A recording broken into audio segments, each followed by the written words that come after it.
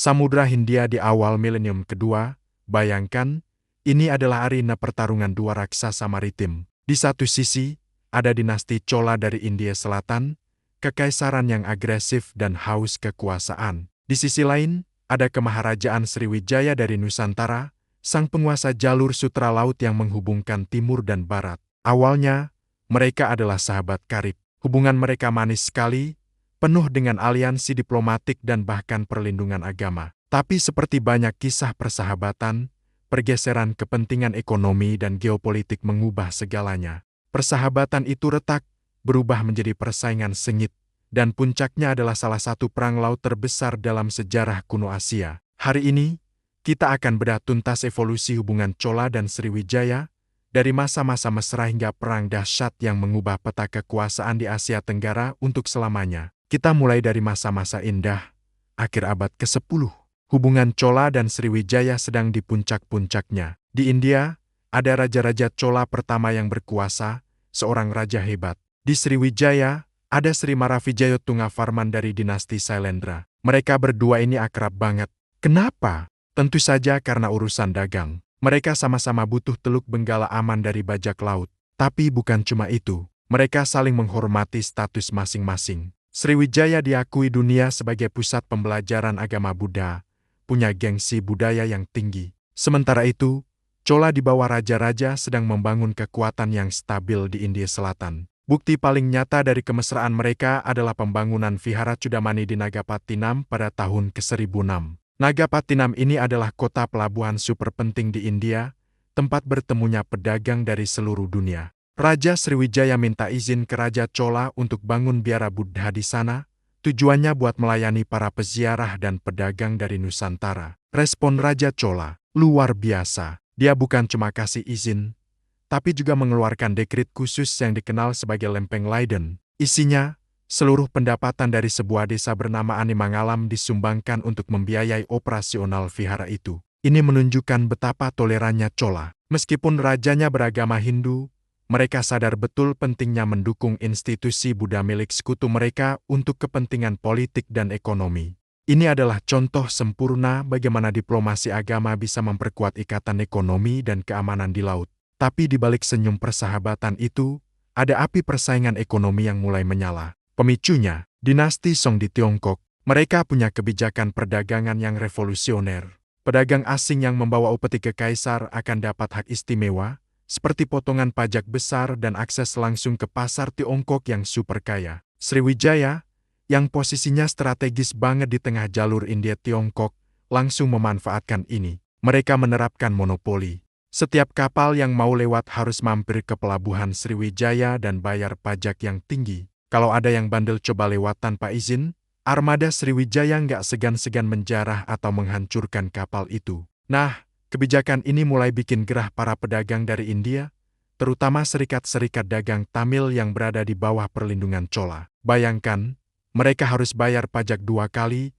ke Raja Chola dan ke Sriwijaya. Untungnya jadi tipis dong. Persaingan untuk jadi mitra dagang utama Tiongkok pun memanas. Chola mulai mengirim misi diplomatik mereka sendiri ke Tiongkok, yang pertama pada tahun ke-1015. Tentu saja, Sriwijaya melihat ini sebagai usaha Chola untuk memotong jalur perantara yang selama ini mereka kuasai. Sriwijaya merespons dengan mencoba menghalangi komunikasi langsung antara India dan Tiongkok. Rasa saling percaya yang dibangun lewat proyek Vihara Chudamani perlahan-lahan hancur. Situasi makin runyam ketika terjadi pergantian pemimpin. Di India, tahta Chola diwariskan dari raja-raja pertama ke putranya, Rajendra Chola pertama. Nah, Rajendra ini beda banget sama ayahnya. Dia jauh lebih agresif, seorang penakluk sejati dengan ambisi memperluas kekuasaannya sampai keluar India. Di saat yang bersamaan, di Asia Tenggara Daratan, Raja Suryavarman pertama dari Kerajaan Khmer sedang berusaha memperkuat kekuasaannya. Sekitar tahun 1012, Suryavarman ini menjalin hubungan diplomatik dengan Rajendra Chola. Untuk meresmikan aliansi mereka, Suryavarman mengirim hadiah super simbolis, sebuah kereta perang emas ke istana Chola. Aliansi ini lahir dari kebutuhan mendesak. Suryavarman mau memperluas pengaruh Khmer ke arah barat, tapi dihalangi oleh kerajaan Tambralinga di Semenanjung Melayu. Tambralinga ini adalah negara bawahan alias vasal pentingnya Sriwijaya. Merasa terancam oleh aliansi Chola Khmer, Tambralinga langsung lari minta perlindungan ke rajanya Sriwijaya. Jadilah, perseteruan regional ini berkembang menjadi konflik antara dua blok besar. Di satu sisi ada poros Hindu Chola Khmer, di sisi lain ada poros Buddha Sriwijaya Tambralinga. Aliansi dengan Khmer ini memberikan Rajendra Chola legitimasi dan pangkalan dukungan di daratan Asia Tenggara, yang secara efektif membuat Sriwijaya terisolasi dari sekutu-sekutu tradisionalnya. Sebelum melancarkan serangan besar-besaran ke Nusantara, Rajendra Chola sadar betul, dia harus mengamankan basis logistiknya dulu. Target utamanya adalah Pulau Sri Lanka. Pulau ini posisinya strategis banget di tengah jalur pelayaran menuju Nusantara. Meskipun Chola sudah menguasai bagian utara Sri Lanka sejak zaman ayahnya, kerajaan-kerajaan di selatan masih jadi ancaman.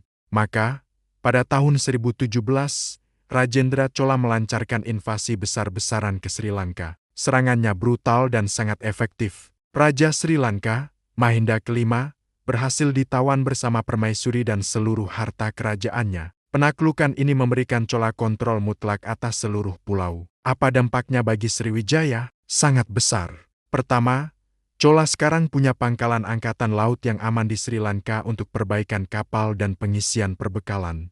Kedua, Chola mengambil alih monopoli perdagangan komoditas berharga dari Sri Lanka, seperti permata dan gajah, yang tadinya jadi saingan Sriwijaya. Ketiga, dan ini yang paling penting, jatuhnya kerajaan kuno di Sri Lanka mengirimkan pesan psikologis yang sangat kuat ke Sriwijaya. Chola tidak akan ragu menghancurkan kerajaan besar manapun yang menghalangi ambisi mereka. Selain persaingan tingkat tinggi antar raja, ada juga gesekan di level bawah yang melibatkan para pedagang dan urusan agama. Ada indikasi kuat bahwa pengelolaan desa yang tadinya disumbangkan untuk Vihara Chudamani mulai bermasalah. Mungkin otoritas Chola mulai membatasi aliran dana, atau sebaliknya, Sriwijaya merasa hak-hak mereka atas vihara itu diganggu. Yang lebih serius, ada banyak laporan tentang kenaikan pajak yang semena-mena di pelabuhan-pelabuhan Sriwijaya terhadap para saudagar Tamil. Sriwijaya saat itu mungkin sedang butuh banyak uang setelah perang melawan Medang di Jawa, jadi mereka mulai memeras para pedagang. Bagi Rajendra Chola, melindungi para pedagang Tamil ini adalah prioritas utama. Kemakmuran kerajaannya bergantung pada perdagangan laut.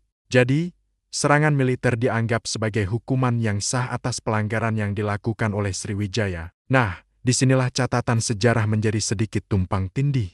Beberapa sejarawan berpendapat bahwa Rajendra Chola sebenarnya sudah melancarkan serangan angkatan laut pertama ke pelabuhan-pelabuhan Sriwijaya pada tahun 1017, tahun yang sama dengan penaklukan Sri Lanka. Serangan ini kemungkinan dipicu oleh gangguan langsung terhadap misi diplomatik Chola yang mau ke Tiongkok.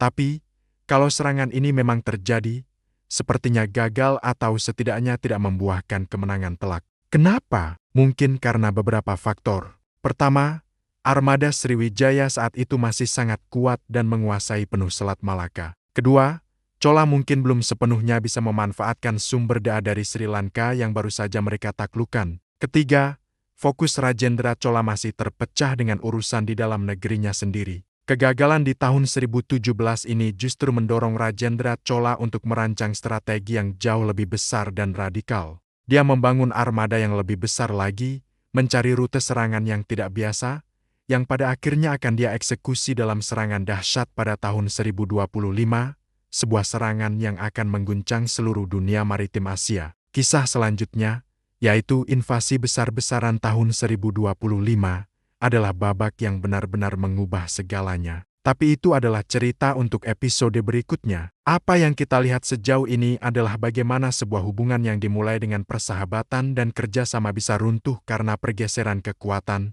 ambisi ekonomi, dan aliansi geopolitik yang rumit. Ini adalah pelajaran abadi dari sejarah, bahwa dalam politik internasional, tidak ada teman atau musuh abadi, yang ada hanyalah kepentingan abadi. Terima kasih sudah menonton, jangan lupa like, komen, dan subscribe untuk terus mengikuti kisah-kisah sejarah yang luar biasa ini. Sampai jumpa.